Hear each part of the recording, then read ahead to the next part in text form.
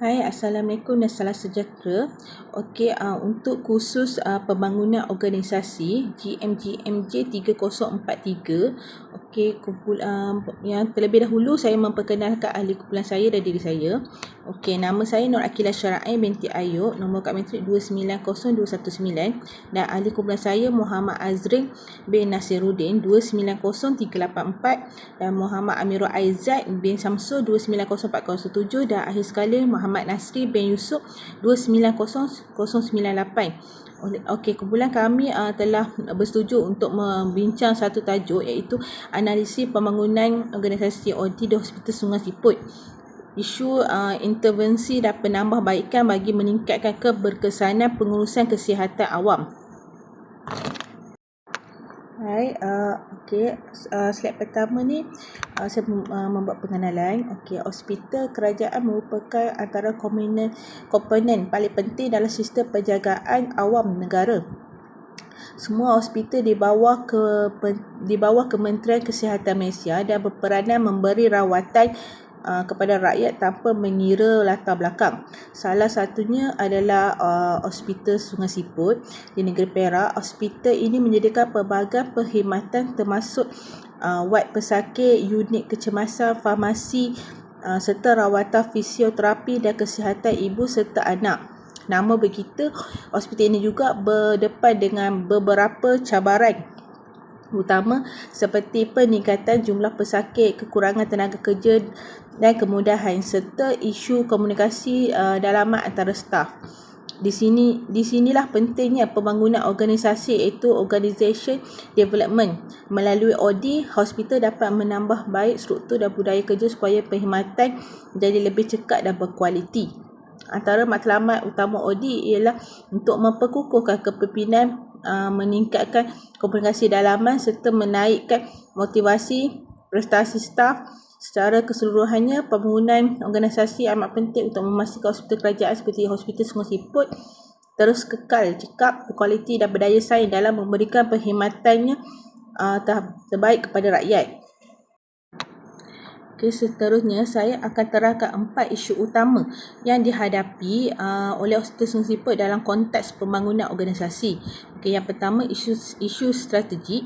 Isu pertama ialah isu strategi. Ia berkaitan dengan hala tuju dan kecekapan strategi pengurusan hospital dalam menangani permintaan kesihatan awam yang semakin meningkat. Dengan bilangan pesakit yang bertambah, pihak hospital perlu memastikan strategi pengurusan sumber, bajet dan perkhidmatan sentiasa disusun dengan baik supaya operasi berjalan dengan lancar dan keperluan masyarakat dapat dipenuhi. Yang kedua, isu kedua ialah isu teknostruktur. Ia melibatkan penggunaan teknologi, sistem maklumat dan struktur organisasi dalam menyokong operasi yang lebih efisien. Contohnya sistem rekod pesakit secara digital, pengurusan data dan komunikasi dalaman perlu dipertingkatkan bagi mengurangkan kesilapan serta mempercepatkan proses rawatan. Struktur organisasi juga perlu disesuaikan dengan keperluan semasa agar lebih fleksibel dan responsif. Okey, isu ketiga, isu proses manusia. Ia berkaitan dengan hubungan kerja, komunikasi dan interaksi antara staf di pelbagai jabatan. Dalam sesebuah hospital, kerjasama pasukan amat penting. Jika komunikasi antara staf tidak jelas atau tidak harmoni, ia boleh menjejaskan penyampaian sesuatu perkhidmatan kepada pesakit. Oleh itu, pembangunan organisasi perlu menekankan peningkatan kemahiran komunikasi dan semangat kerja berpasukan. Dan yang akhir sekali iaitu isu pengurusan sumber manusia. Ia melibatkan aspek pembangunan, motivasi, kebajikan tenaga kerja kesihatan. Staf hospital bekerja dalam tekanan yang sangat tinggi, jadi mereka memerlukan latihan berterusan, ganjaran yang adil, sokongan moral daripada pihak pengurusan. Dengan pengurusan sumber manusia yang baik, semangat kerja dapat ditingkatkan dan kualiti perkhidmatan hospital dapat dikekalkan. Kesimpulan keempat-empat isu ini, strategi, teknostruktural, proses manusia dan sumber manusia perlu diberi perhatian secara penyeluruh bagi memastikan Hospital Sungai Siput terus beroperasi secara cekap, berkualiti dan memenuhi kehendak masyarakat setempat. Okey, saya memberi peluang kepada pembentas seterusnya untuk menyampaikan pembentangan. Sekian, terima kasih. Assalamualaikum dan salam sejahtera. Nama saya Muhammad Amirul Aizat bin Syamsul dan saya akan bentangkan bahagian ketiga iaitu cadangan, intervensi dan penambahbaikan bagi Hospital Sungai Siput. Secara keseluruhannya, intervensi dalam konteks pembangunan organisasi bermaksud tindakan strategik yang diambil untuk menangani isu serta meningkatkan kecekapan dan keberkesanan organisasi. Bagi Hospital Sungai Siput, kami mencadangkan 4 jenis intervensi utama iaitu intervensi strategik, intervensi teknostruktural, intervensi proses manusia dan yang terakhir ialah intervensi pengurusan sumber manusia. Kita lihat intervensi yang pertama iaitu intervensi strategik. Intervensi strategik bertujuan membantu hospital mencapai matlamat jangka panjang melalui penambahbaikan perancangan dan pelaksanaan strategi organisasi. Cadangan yang pertama, pelaksanaan perancangan strategik berasaskan data atau data-driven planning. Hospital perlu menggunakan data kesihatan daripada Sistem Hospital Information System HIS dan Kementerian Kesihatan Malaysia untuk merancang keperluan sumber manusia, rawatan dan kemudahan. Dengan menganalisis data seperti trend penyakit dan kadar penggunaan fasiliti, pengurusan dapat membuat keputusan yang lebih tepat dan mengelakkan pembaziran sumber. Cadangan yang kedua, pengukuhan pengurusan risiko dan kawalan kualiti. Cadangan ini bertujuan menekankan penubuhan unit audit kualiti dalaman untuk memantau pematuhan prosedur dan keselamatan pesakit. Selain itu, pelaksanaan Key Performance Indicator atau KPI bagi setiap unit dapat memastikan prestasi dinilai secara konsisten dan telus. Cadangan yang ketiga, penglibatan kepimpinan dalam komunikasi strategik. Kepimpinan hospital seperti pengarah dan pegawai kanan perlu lebih aktif berkomunikasi mengenai hala tuju dan matlamat organisasi. Melalui taklimat berkala, semua staf dapat memahami objektif hospital dan peranan masing-masing dalam mencapainya. Intervensi yang kedua ialah intervensi teknostruktural. Intervensi teknostruktural memberi tumpuan kepada pembaikan struktur organisasi, aliran kerja dan penggunaan teknologi. Lihat cadangan yang pertama, transformasi digital melalui sistem e-hospital atau HIS. Hospital disaran melaksanakan sistem digital seperti HIS untuk menggantikan proses manual yang sedia ada. Sistem ini bukan sahaja menjimatkan masa, malah meningkatkan ketepatan maklumat pesakit serta mengurangkan risiko kesilapan manusia. Cadangan yang kedua, penstrukturan semula organisasi secara fleksibel. Hospital boleh memperkenalkan struktur kerja berasaskan pasukan, team-based structure. Contoh, pasukan khas untuk menangani kes emergensi, kecemasan atau penyakit berjangkit. Struktur ni boleh mempercepatkan keputusan dan menggalakkan komunikasi rentas jabatan. Cadangan yang ketiga, automasi proses sokongan untuk mengurangkan beban kerja manual. Hospital boleh memperkenalkan sistem automasi. Contoh automasi dalam pengurusan inventory ubat, jadual tugas jururawat dan sistem panggilan pesakit automatik. Ini dapat meningkatkan produktiviti dan kecekapan hospital tersebut. Kita tengok intervensi yang ketiga, intervensi proses manusia. Intervensi ini menumpukan kepada peningkatan komunikasi kerjasama dan hubungan antara individu dalam organisasi. Cadangan yang pertama, program pembangunan komunikasi dalaman. Latihan komunikasi yang berkesan perlu dijalankan untuk semua staf bagi meningkatkan keupayaan berinteraksi, mendengar dan menyelesaikan konflik secara profesional. Ini penting bagi mengelakkan salah faham dan memastikan koordinasi kerja sentiasa berjalan dengan lancar. Cadangan yang kedua iaitu aktiviti pemengkasaan pasukan, team empowerment. Hospital boleh mengadakan program team building tahunan serta mewujudkan champion komunikasi di dalam setiap jabatan. Langkah ini dapat membantu mengukuhkan semangat berpasukan dan memastikan maklumat daripada pihak pengurusan sampai dengan tepat kepada semua staf. Cadangan ketiga ialah sistem maklum balas dua hala, iaitu two-way feedback system. Cadangan ini melibatkan penyediaan saluran maklum balas terbuka seperti portal dalaman dan borang digital. Melalui sistem ni, staf boleh berkongsi pandangan dan cadangan secara langsung kepada pihak pengurusan. Sekaligus, ia boleh mewujudkan budaya kerja yang terbuka dan saling menghargai. Okey, baik, sebagai penutup pada bahagian saya, kita telah melihat pelbagai intervensi yang saya cadangkan tadi untuk meningkatkan keberkesanan pengurusan Hospital Sungai Siput. Sekarang saya akan serahkan kepada sahabat saya, Encik Azrin, untuk menerangkan intervensi seterusnya, iaitu berkaitan pengurusan sumber manusia. Terima kasih. Seterusnya, isu komunikasi dalaman juga menjadi salah satu cabaran. Apabila maklumat atau arahan tidak disampaikan dengan jelas di antara jabatan, ini boleh menimbulkan salah faham atau kelewatan dalam sesuatu tindakan. Bagi kaedah penambahkan, pihak hospital boleh melaksanakan beberapa langkah. Pertama, memperkukuh latihan dan pembangunan staf agar mereka lebih bersedia menghadapi perubahan. Kedua, mewujudkan komunikasi dua hala antara pengurusan dan pekerja supaya semua pihak faham apa itu matlamat organisasi. Ketiga, menggunakan pendekatan berasaskan data dan teknologi bagi meningkatkan kecekapan pengurusan serta pemantauan prestasi.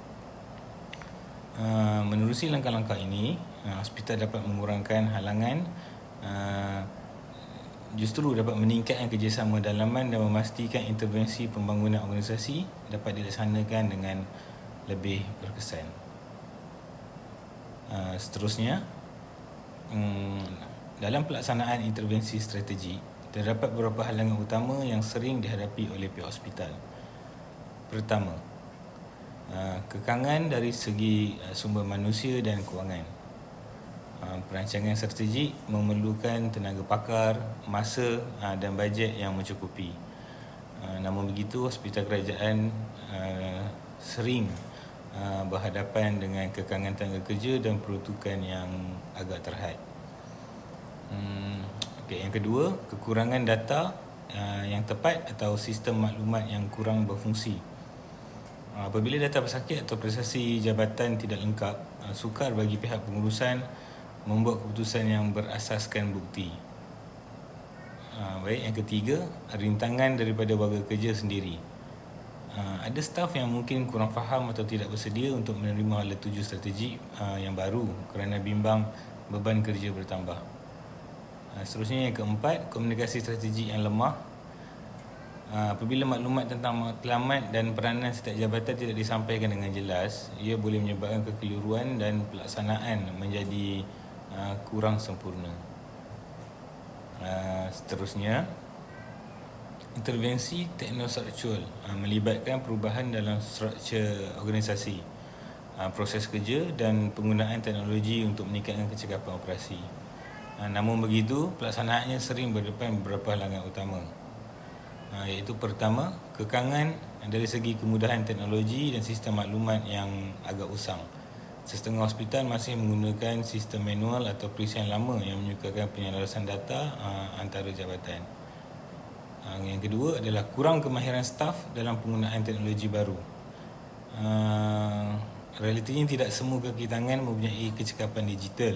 Ini menyebabkan sistem tidak dapat dimanfaatkan dengan sepenuhnya. Ketiga, struktur organisasi yang terlalu hierarki dan birokratik.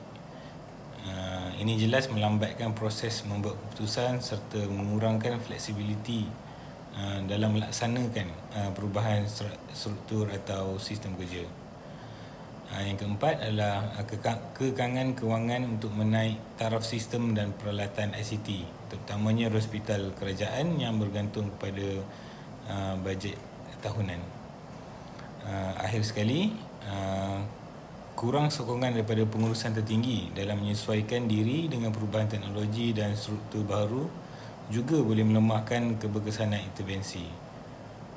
Semua halangan ini perlu dikenalpasti dan diatasi bagi memastikan perubahan teknostruktur benar-benar membantu meningkatkan kecekapan hospital dan kualiti perkhidmatan kesihatan. Seterusnya, saya serahkan pembentangan ini kepada Encik Nasri bagi membentangkan bahagiannya. Sekian, terima kasih. Assalamualaikum, salam sejahtera, salam Malaysia Madani. Saya Ahmad Nasri bin Yusof, nombor matriks 290098.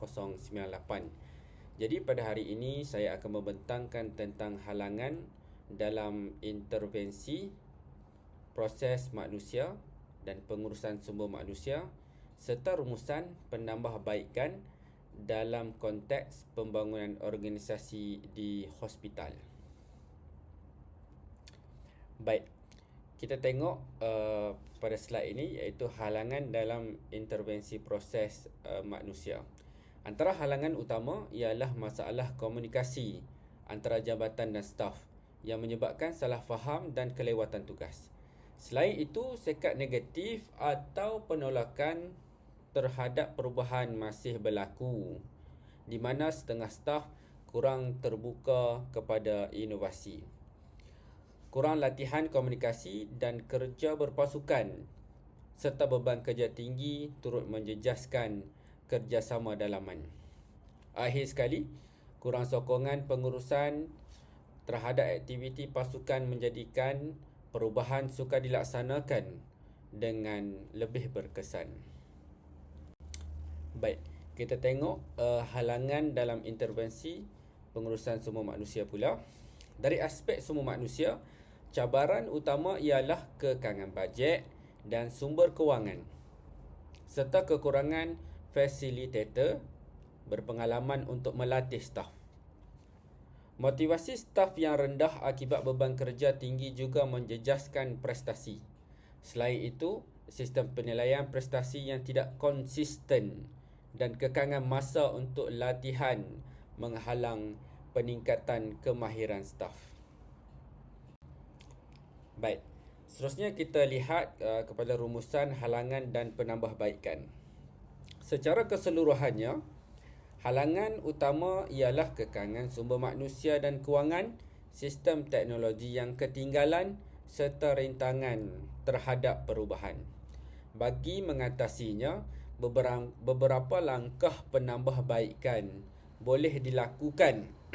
Di antaranya ialah latihan pembangunan staf secara berterusan, naik taraf sistem teknologi dan struktur kerja, penglibatan aktif kepimpinan dalam perubahan serta dan akhir sekali komunikasi dalaman yang lebih terbuka dan jelas. Baik, dari segi kesimpulannya, pembangunan organisasi iaitu OD lebih penting untuk meningkatkan kecekapan dan kualiti perkhidmatan hospital dengan latihan berterusan, komunikasi berkesan dan kepimpinan yang proaktif. Halangan dapat diatasi dan prestasi staf dapat dipertingkatkan. Akhir sekali, OD yang berkesan akan menyokong matlamat KKM dalam memastikan kesejahteraan kesihatan rakyat. Baik, itu saja daripada saya. Assalamualaikum warahmatullahi taala wabarakatuh.